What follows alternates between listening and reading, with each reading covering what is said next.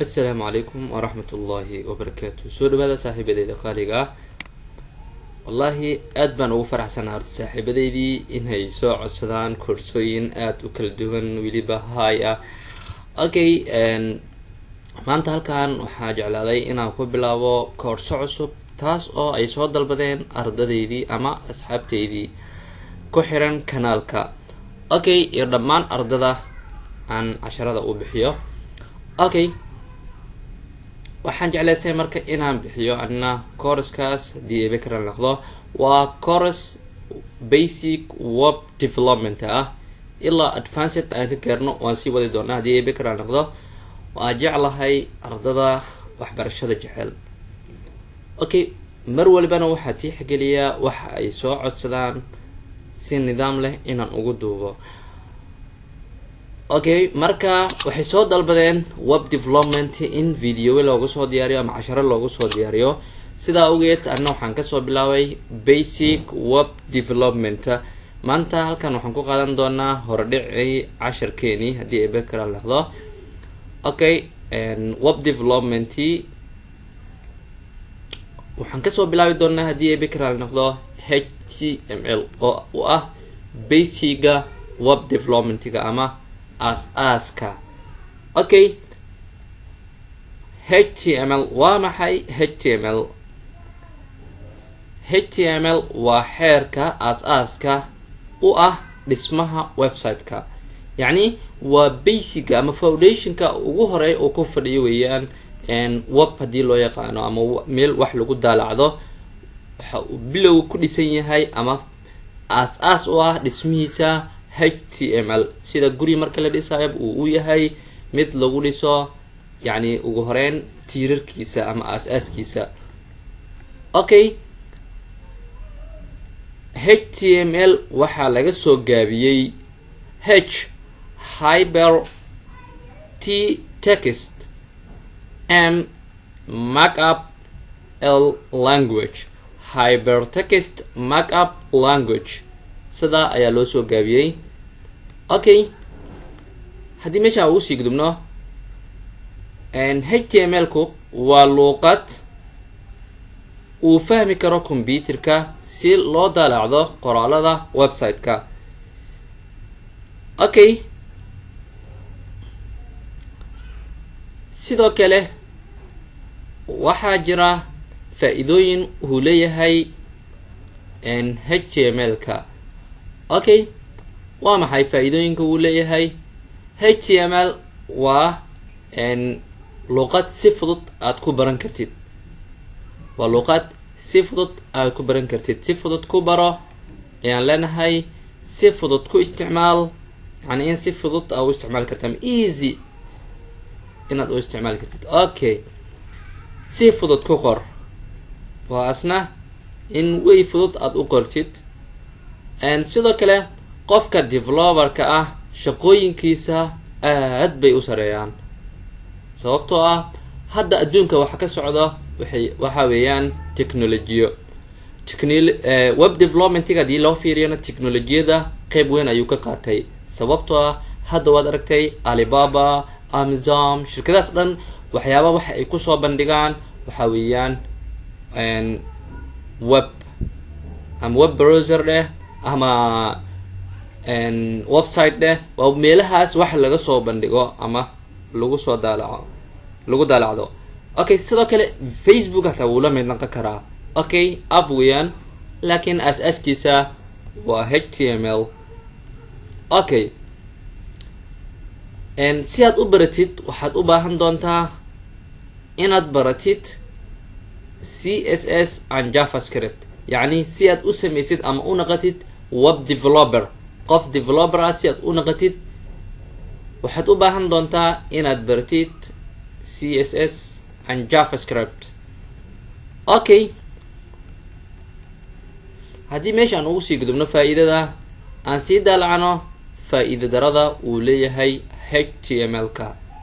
Okay, HTML oo keliya haddii aad wax ku qortid ama wax ku dhistid ma lahan wax qurux ah bilaa CSS ama CSS lahan. HTML haddii aan dhahno keliya wuxuu dhisaa lafahan. Okay, CSS ka wuu yara qurxiyaa. Okay, aan kasii gudubno. sidoo kale HTML oo keliya haddii aad wax ku dhistid ma lahan wax dhaqdhaqaaq ah. Animation ayaan naqaanaa sooma. Animation bilaa JavaScript ama JavaScript la-aan, yani waxaad u baahan tahay waxaa markaa samaysay in uu lahaado manfac ama inuu dadka anfaco. yani haddii click lagu siiyo in meelo kale uu ku gey karo, in submit wax ku aqbali karo, shaqadaasi aqbalitaankaasi waxyaabahaas ama clicktaas inay ku dhacdo waxaa ku qaban doonaa JavaScript. Okay, sidoo kale HTML oo keliya haddii aad taqaanid wax shaqo ah kuma helaysid. yani ma leh HTML shaqo oo hadda aad ugu shaqaysan kartid ma lahan HTML oo keliya haddii la dhaho. yani okay, haddii aad isku dadastid HTML, CSS iyo JavaScript oo kale waa yara macquul. laakiinse haddii aad dhahdid keliya HTML ayaan bartay, waxaan doonayaa inaan shaqo helo, midaasi aad bay u adag tahay saaxiib. okay, 3 xirfad haddii aad leedahay 3 ama xirfadahan waxaad tahay mid front end developer. waa xirfadahee? okay, 3 xirfad aan isla aragno marka waa HTML, sidoo kale waa CSS, sidoo kale waa JavaScript. 3dan xirfadood haddii aad leedahay weliba si wacan waxaad tahay front end developer. okay, aan meesha ugu sii gudubno. waxyaabaha aan u baahanahay marka aan baranayo ama aan isticmaalayo webka. okay, waxaad u baahan tahay web browser. maxaa waaye marka? waa waxyaaba inoo soo bandhiga ama meesha aan kusoo bandhigayno wax aan sameynay. HTML waxbaa isku dardarnay, waxbaa sameynay, waxaa u baahana waxaas aan sameynay meel aan ku daalacano oon lagu soo daawaco. waxaa naga caawinayo web browser. waa maxay marka? okay, sida Chrome ama Google Chrome. okay, Firefox, Opera, Microsoft Edge. okay, sidoo kale Explorer. laakiin Explorer weligaaga ha isticmaalin. okay, midkaasi ma wanaagsano oo macnaha aad uguma fiicno inaad kusoo bandhigtid waxyaabahaadi. Google Chrome-ka ayaa ugu fiican. okay, browserada marka waa intaa ka badan waa iska jiri karaan. intaa ayaa tusaale usoo qaadanay oo browseryada lagu daalacan karo. sidoo kale waxaa jiro waxyaabo kale aad u baahan tahay. waa maxay? okay, aan isla daalacano editor ama text editor. waa maxay text editor? waa meesha aan wax ku qoran lahayn, HTML kaas xeerarkiisa meesha aan kusoo qoran lahayn. okay, waa maxay? Sublime. sidoo kale Notepad. computerkeeni hadda waxaa kusoo degaa Notepad-kan on plus aan ahayn. Notepad caadiga computerkeeni ay kusoo degaa, meel kale kama raadinayno. sidoo kale Sublime Text. okay, sidoo kale waxaan isticmaali karnaa editorkeena Visual Studio. sidoo kale Notepad++ ayaa isticmaali karnaa.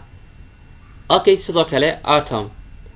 inta text editor waa isticmaali karnaa. laga yaaba ka badan inay sii jiraan. inta ayaa tusaale usoo qaatay. okay, waxaa filaa saaxiibada intaa inaan isla fahanay HTML barashadiisa haddii aan u baahannahay. sidoo kale waxaan rajaynayaa in videogan aad la share gareyn doontiin asxaabtiina.